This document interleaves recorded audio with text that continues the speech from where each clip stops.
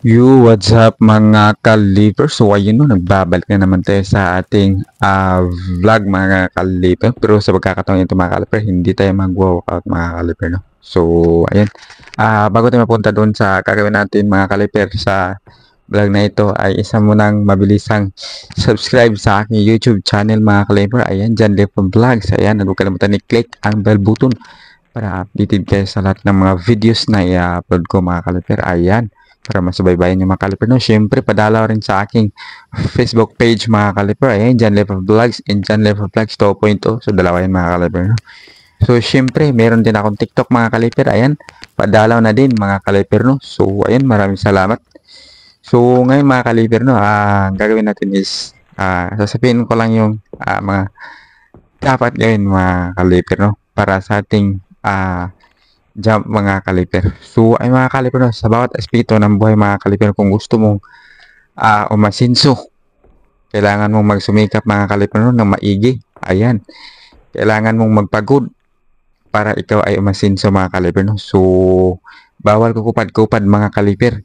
Kailangan masipag tayo mga kaliper no. So ayun, ganon rin mga kaliper no, kapag gusto mong umasinso yung jump mo mga kaliper, kaya kailangan mo sipag mga kaliper no, magsipag sa pag-workout mga kaliper. Ayan, sipagan ng maigi mga kaliper at magpursige mga kaliper no, para umunlad naman ang ating jump mga kaliper no. So ayan, kaya mga kaliper, kung kayo may nagpapatas ng iyong jump mga kaliper, vertical jump, ayan, kailangan nyo talagang sipagan mga kaliper no. Ayan, pursige mga kaliper para sa jump yung mga kaliper no, para sa ikaunlad ng jump mga kaliper. So ayun, kaya sipag lang talaga ang kailangan mga kaliper no, at syempre disiplina sa sarili mga kaliper. Importante yun mga kaliper no, disiplina sa katawan mga kaliper.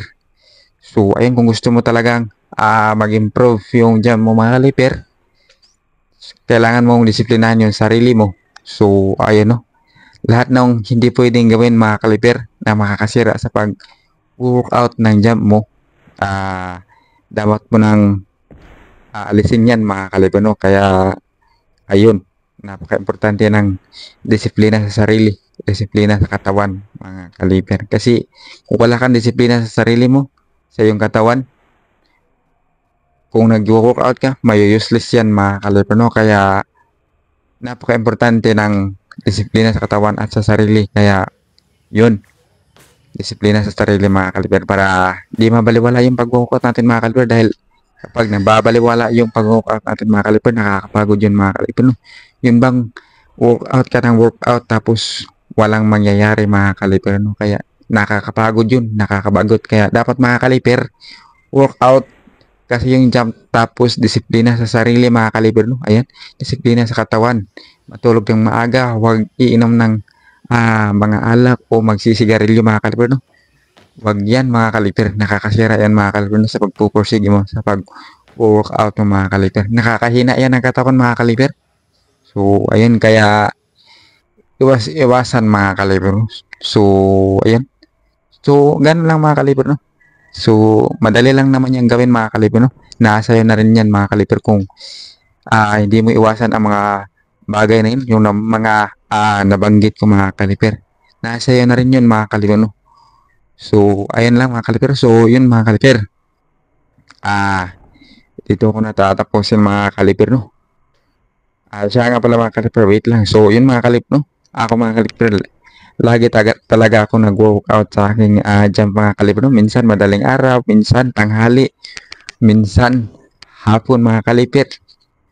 So ayun mga kaliper, minsan umaga mga kaliper, kapag may oras mga kaliper no, nag-workout ako. Kasi nga mga kaliper, nagtatrabaho ako mga kaliper no, kaya hindi pare-pareho yung oras mga kaliper sa pag-workout ko. Basta nag-workout lang ako mga kaliper no.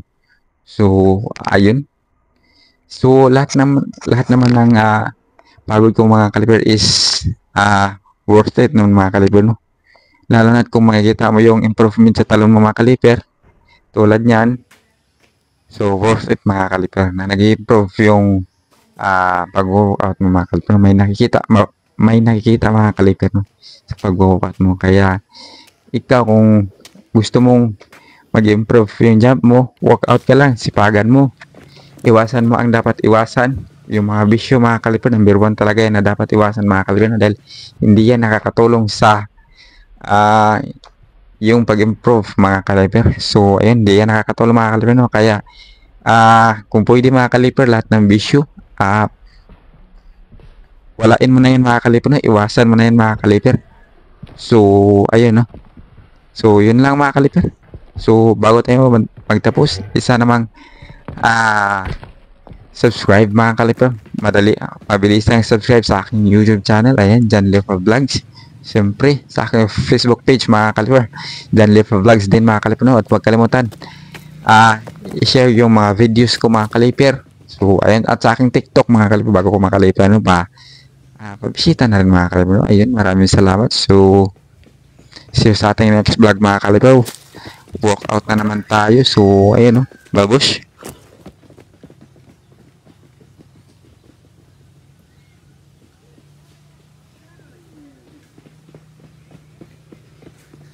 Baik, sini mai.